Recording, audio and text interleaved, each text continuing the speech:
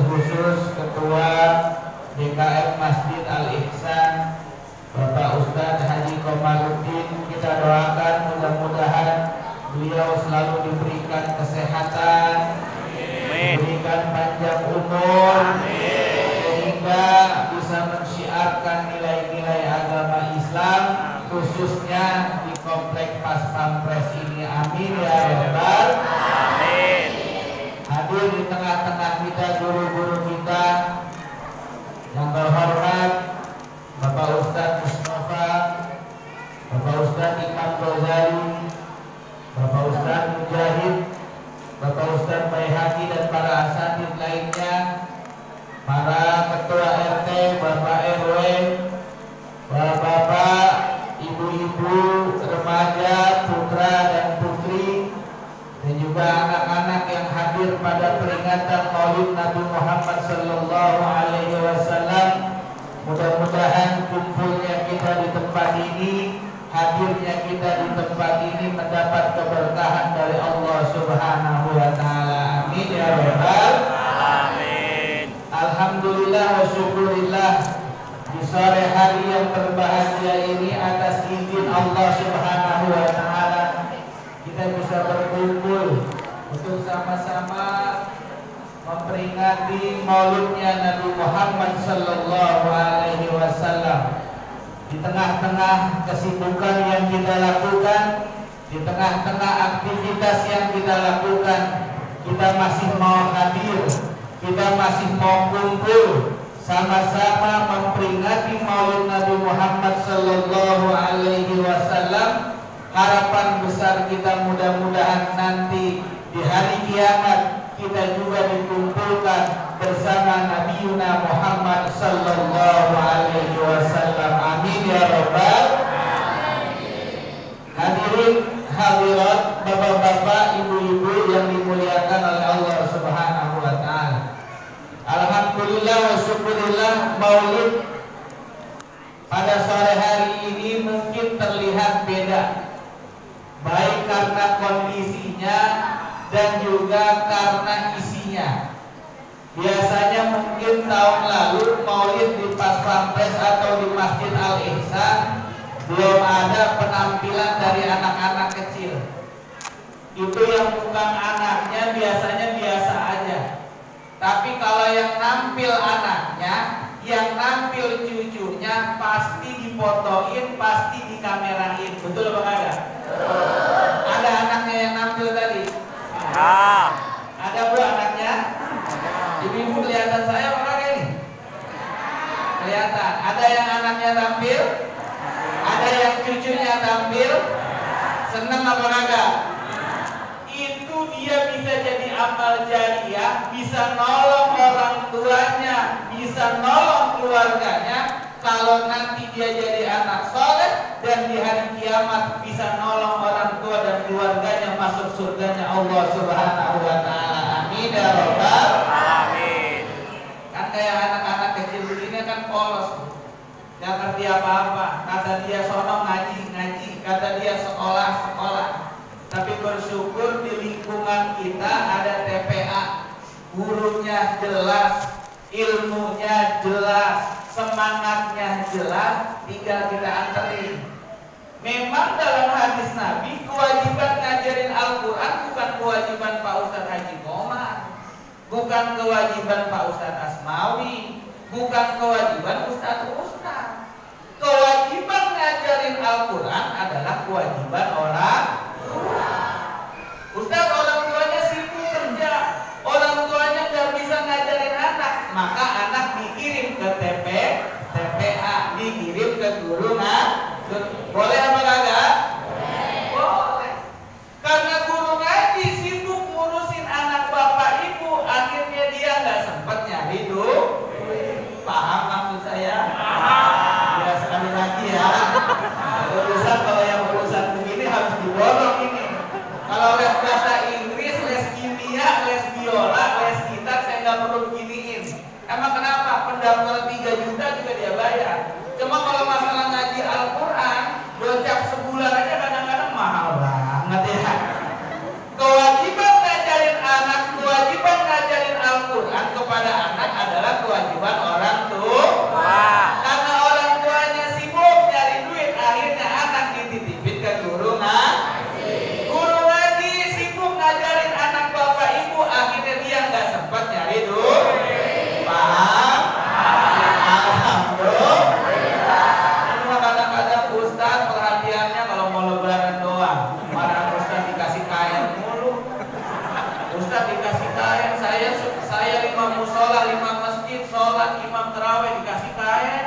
mah. Dalam hati saya, emang gua kagak pakai celana apa ya?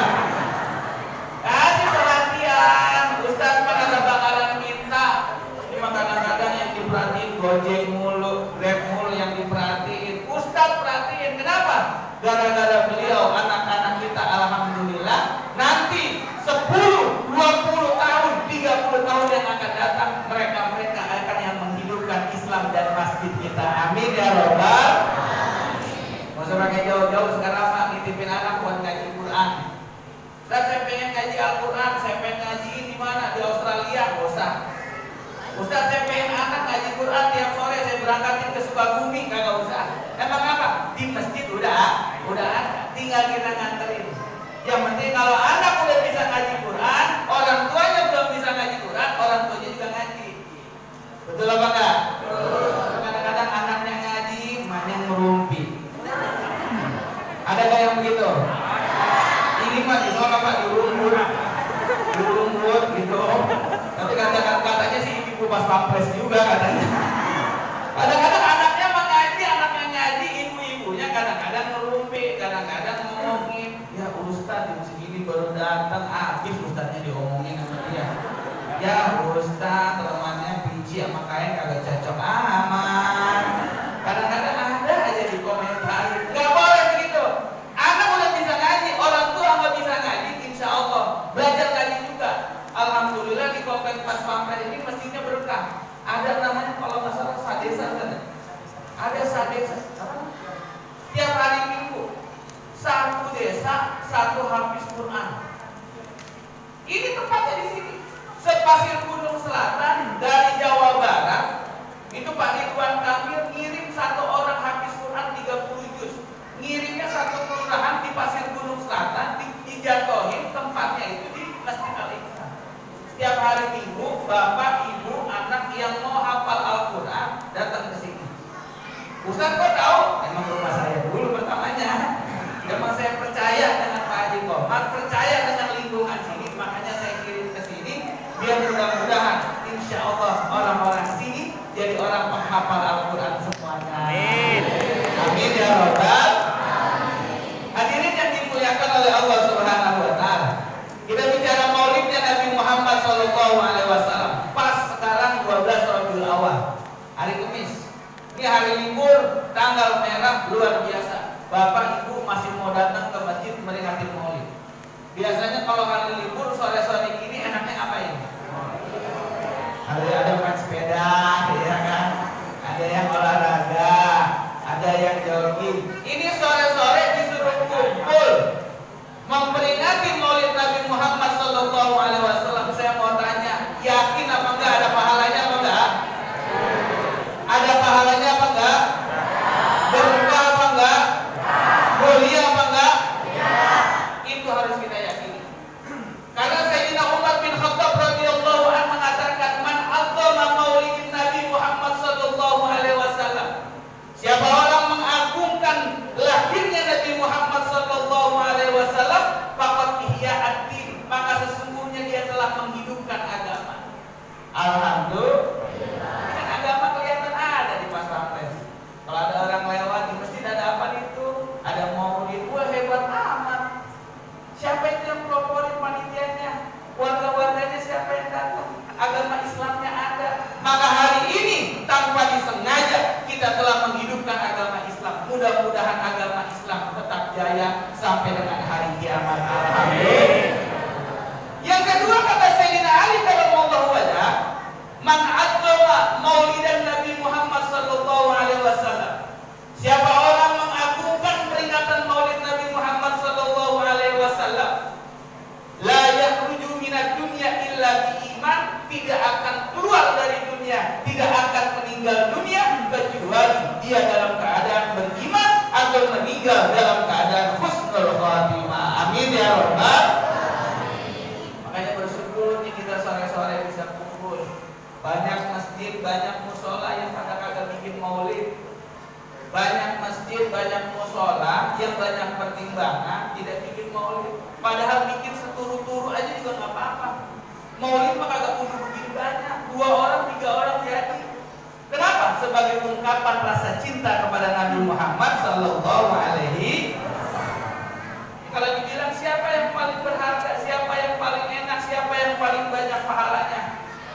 paling banyak pahalanya peringatan Maulid itu panitia. Betul apa enggak? Ada seorang waliullah bernama Syekh Ma'ruf Al-Nabhani. Beliau mengatakan, "Man ahya li qiraati maulidin Nabi sallallahu alaihi wasallam wa ta'aman wa jama' ikhwanan wa libasa jadidan ta'ziman li maulidin Nabi Muhammad sallallahu alaihi wasallam."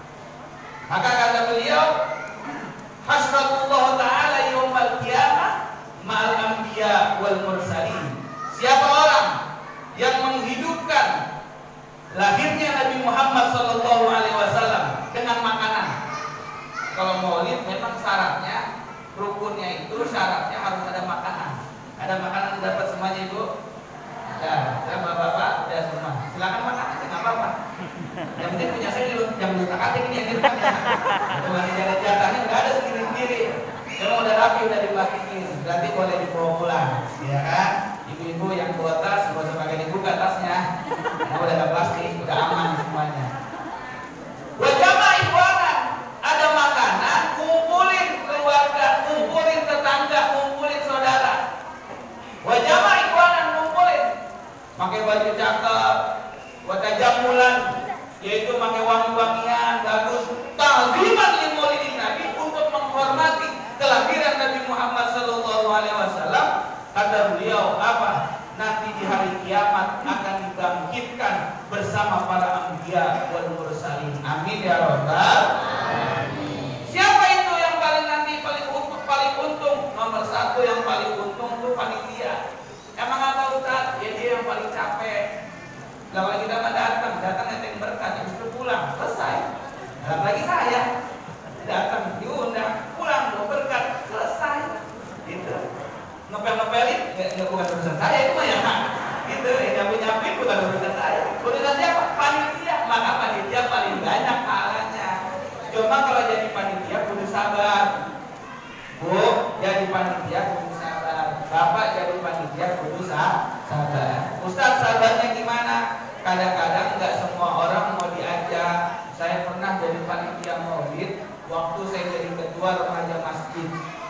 Waktu itu saya jadi ketua remaja masjid, bawa proposal Pak, mau maulid, datang ke rumah orang kaya. Saya pikir mobilnya 2, motornya 4, rumahnya 2 lantai. Saya masuk ke rumahnya, "Assalamualaikum, waalaikumsalam Pak, ini dari remaja." "Oh iya, ada apa?" "Mau maulid Pak." "Oh iya, silakan dulu. Coba lihat proposalnya." Gua dilihat. "Penceramahnya siapa? Udah pernah masuk TV apa belum?" Udah kita dikirain akuarium kali ya masuk TV. Sound system dari mana? Sound system. Panggung dari mana? Panggung. Tenda dari mana? Tenda. Semuanya ditanya. Udah kita jelasin. Pulang, alhamdulillah dikasih bantuan amplop. Saya bilang sama teman saya, alhamdulillah. Yuk kita pulang. Pulang sampai masjid, kita kumpul, kita robek. Kira-kira berapa nih dari donatur ya? Kita sobek 20.000. Alhamdulillah.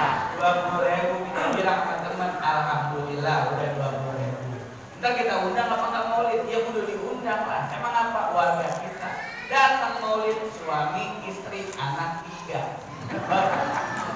Suami, istri, anak 3. Baru datang kita kasih snack. Satu snack 5.000 dikali suami, istri, anak 3 per 5.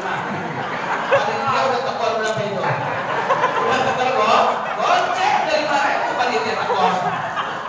Pulang dapat berkat, satu berkat 20.000, 5-5-nya dapat. Udah berapa duit?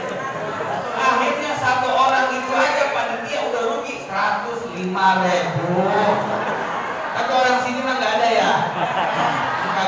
Nggak ada yang nimbang 20 kan? Apa mau nggak ada yang nimbang sama sekali? Ya kan? Nggak ada bedanya ya? Nggak ada bedanya begitu. Panitia kudu sabar. Emang apa kudu sabar? Pahalanya lebih banyak. Allah maha adil urusan begini. Urusan begini Allah maha adil. Yang capek dapatnya banyak. Yang nonton dapatnya digital. Yang seneng doang nggak bantu apa-apa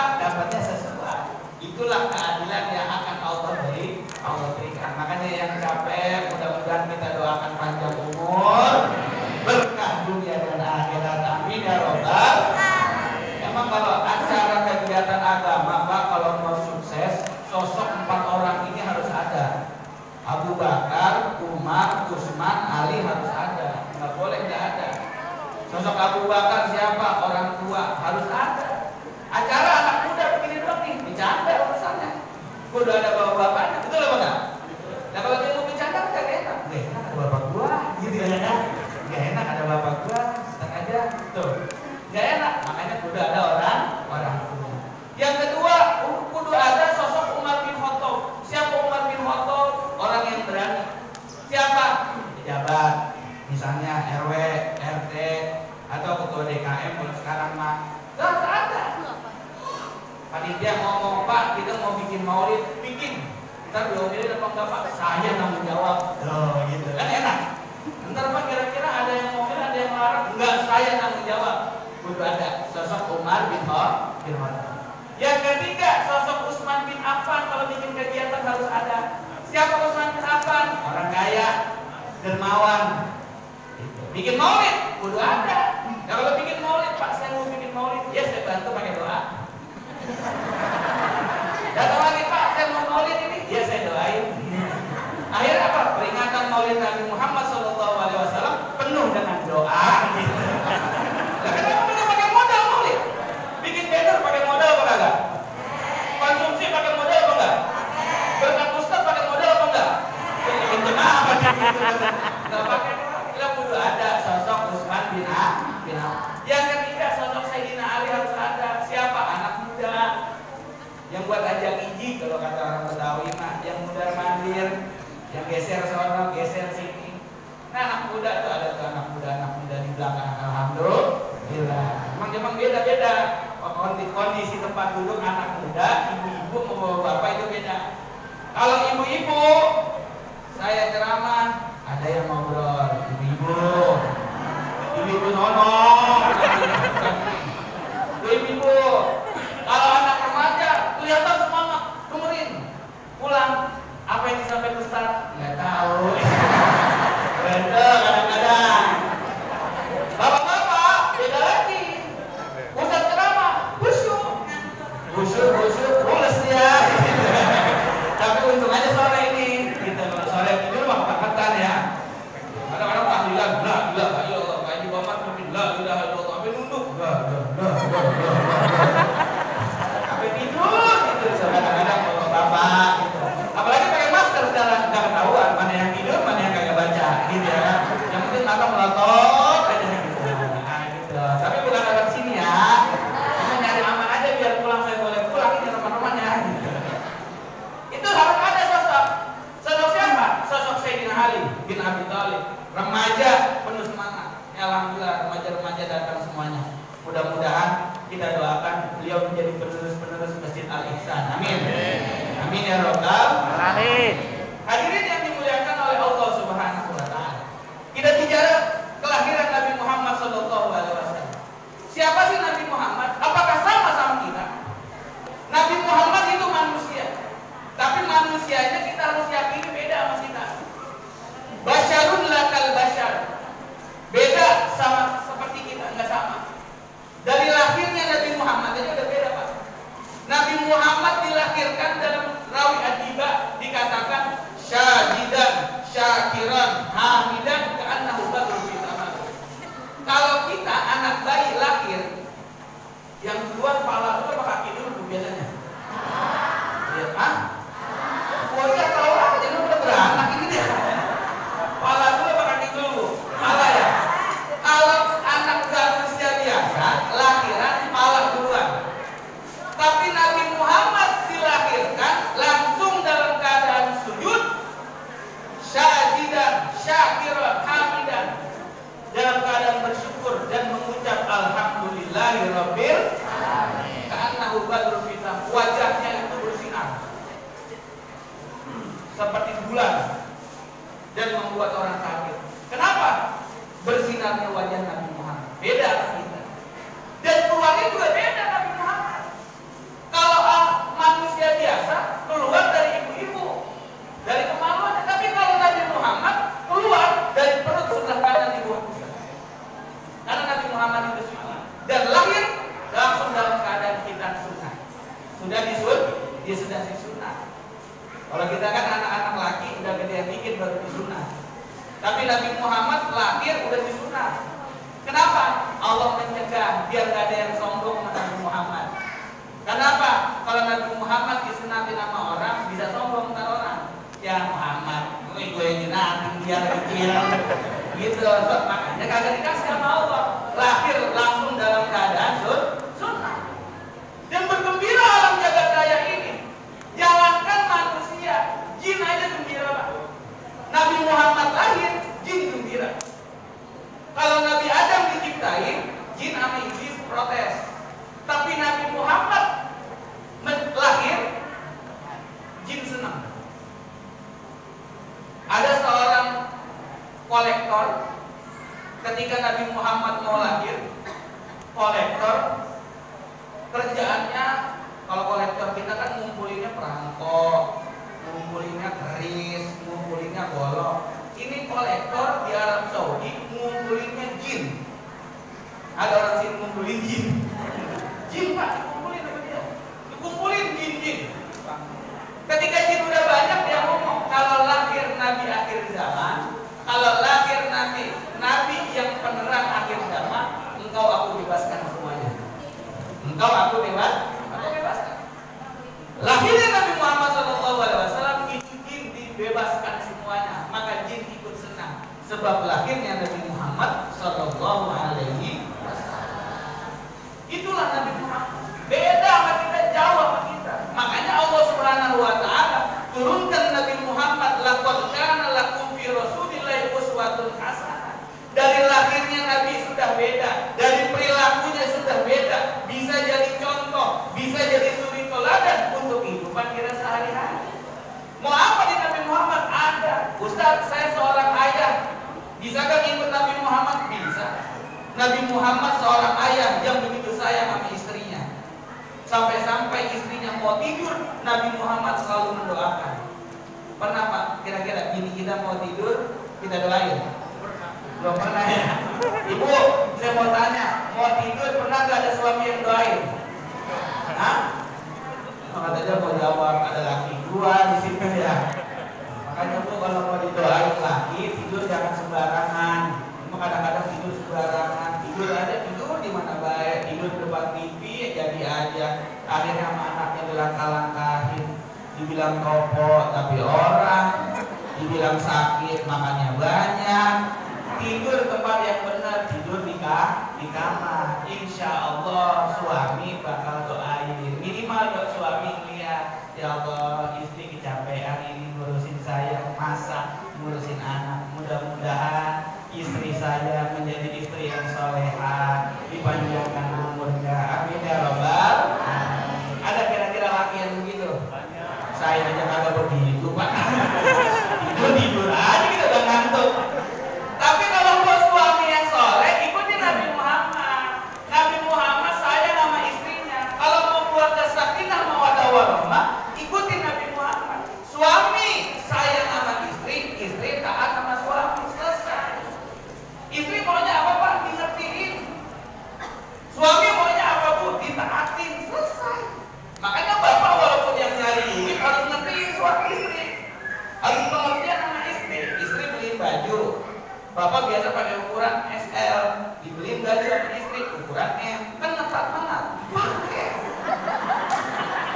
Cuci motor pakai. Main bola pakai. Nonton TV pakai. Istri ngomong, kayaknya Papa baju belian Mama senang banget dah.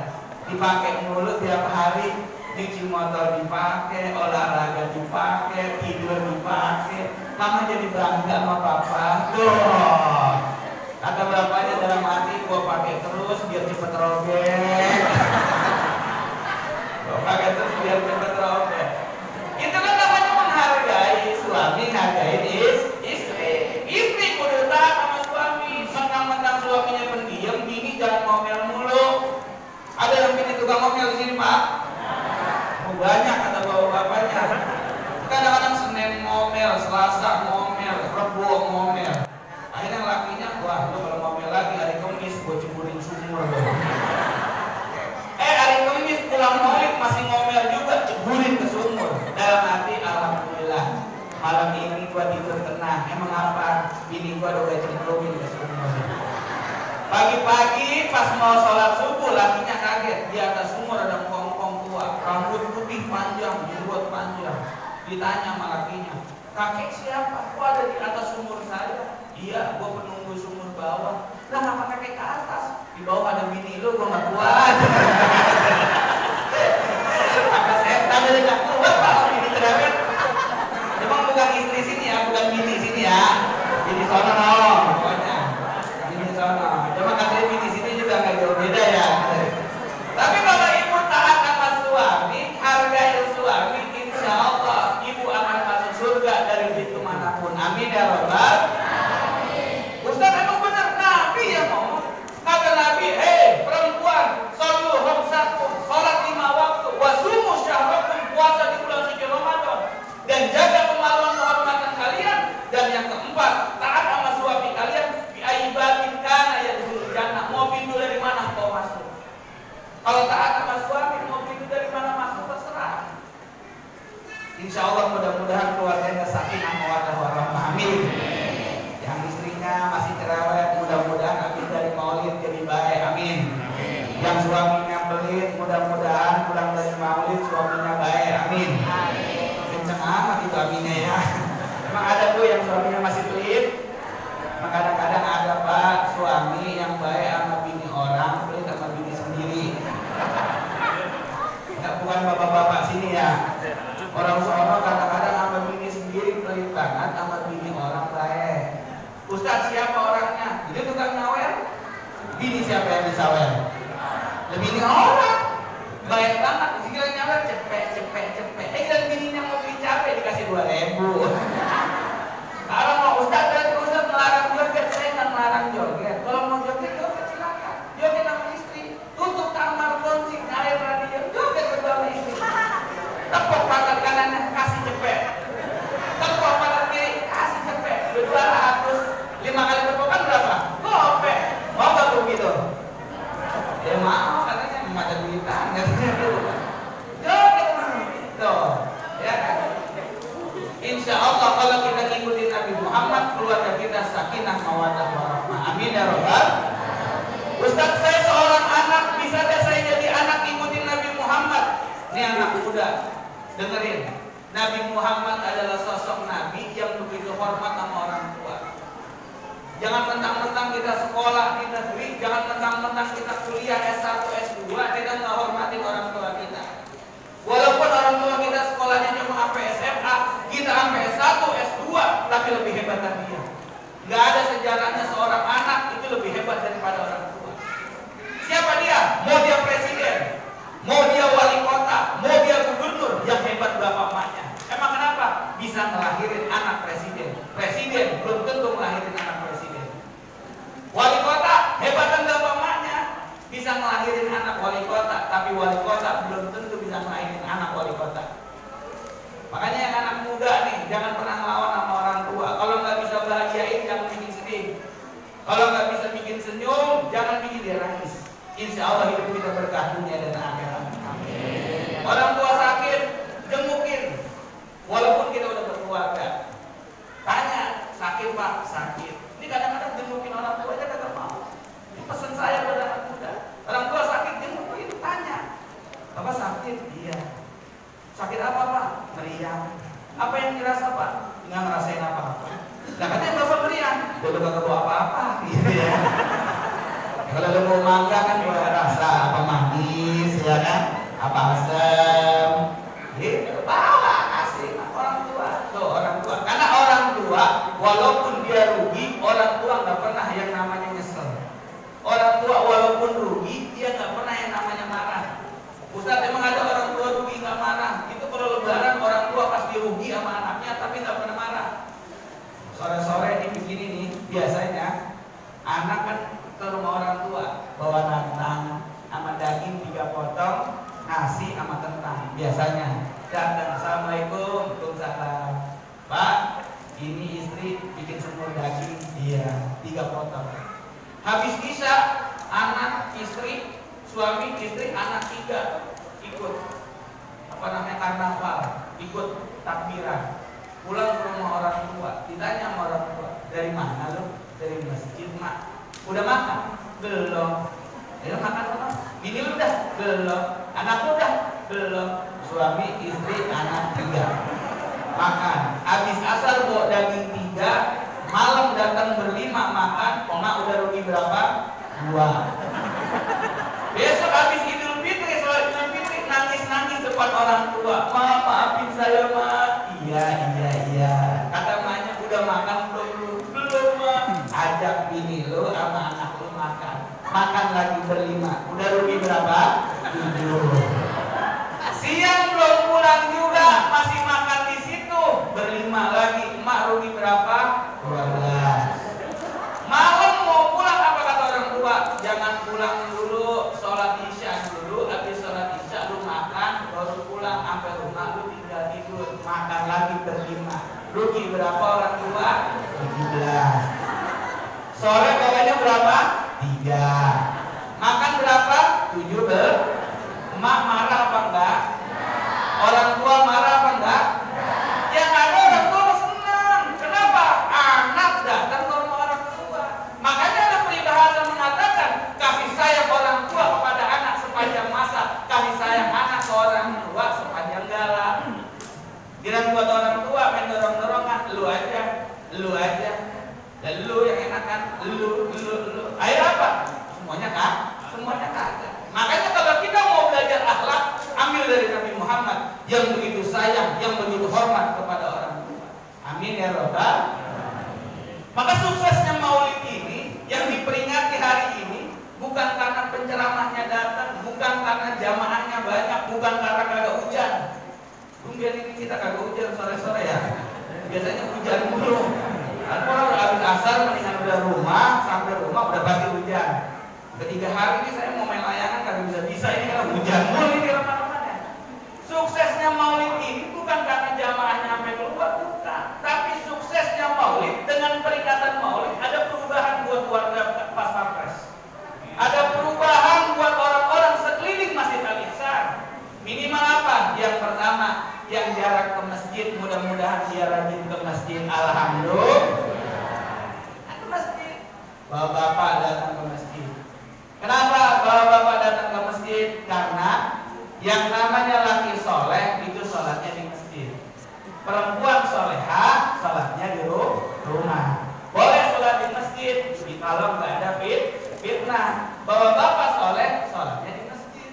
Bapak-bapak yang sholatnya di rumah sama kayak ibu-ibu. Berarti bapak-bapaknya namanya soleh. Bukan saya ngomong ya. Ibu yang ngomong itu. Datang ke masjid, yang nggak pernah ke masjid sholat di masjid. Yang nggak pernah ngaji datang talim ke masjid, datang ngaji. Emang kenapa? Karena itu yang bakal nyelamatin kita.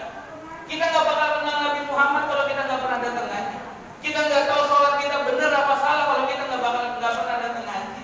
Kita nggak tahu apakah benar puasa kita, zakat kita, puasa kita, sedekah kita kalau kita nggak datang ke pengajian. Maka dengan kita datang ke pengajian, insya Allah yang awalnya nggak tahu jadi tahu. Alhamdulillah. Sebenarnya kalau kita bilang pengajian, Pak, kita malu sama ulama-ulama dulu. Ada seorang imam namanya Imam Baqi bin Makhlad, orang Andalusia. Tahu Andalusia? Daerah Spanyol. Tahu Spanyol? Margonda belok kanan dikit, Spanyol dah, udah gitu aja dah. Rela jadi gembel, Pak. Rela jadi pengemis cuma buat dapetin 2 hadis. Dia dengar di Baghdad ada seorang ulama muhaddisin bernama Imam Ahmad. Dari Spanyol berangkat ke Baghdad. Itu melewati Italia, melewati Perancis nih, yang lagi kurang ajar juga nih dia, ya kan? Melewati sampai ke Baghdad. Sampai di Baghdad ternyata Imam Ahmad seorang muhaddisin nggak boleh ngajar pada saat itu. Lagi ada fitnah menyebar. Nggak boleh ngajar hadis, nggak boleh mengajar sekali. Tapi beliau Imam Baqi bin Makhlad nggak habisan akal. Dia berubah jadi gembel. Dia cari tongkat, dia cari mangkok, dia cari baju compang-camping.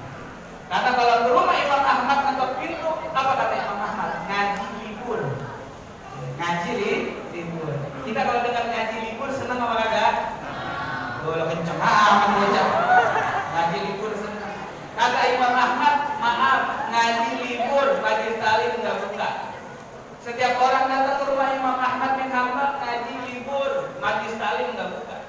Imam Baqi bin Makhlad pura-pura jadi pengemis, dia ketok pintu. Assalamualaikum, ngaji libur, saya pengemis imam. Dibuka pintunya, apa kata Imam Baqi? Ya Imam, saya tahu engkau tidak boleh mengajar hadis. Saya tahu engkau tidak boleh menyampaikan hadis. Saya datang jauh-jauh dari Andalusia, Spanyol. Jangan sampai saya pulang dari sini nggak dapat ilmu apa-apa.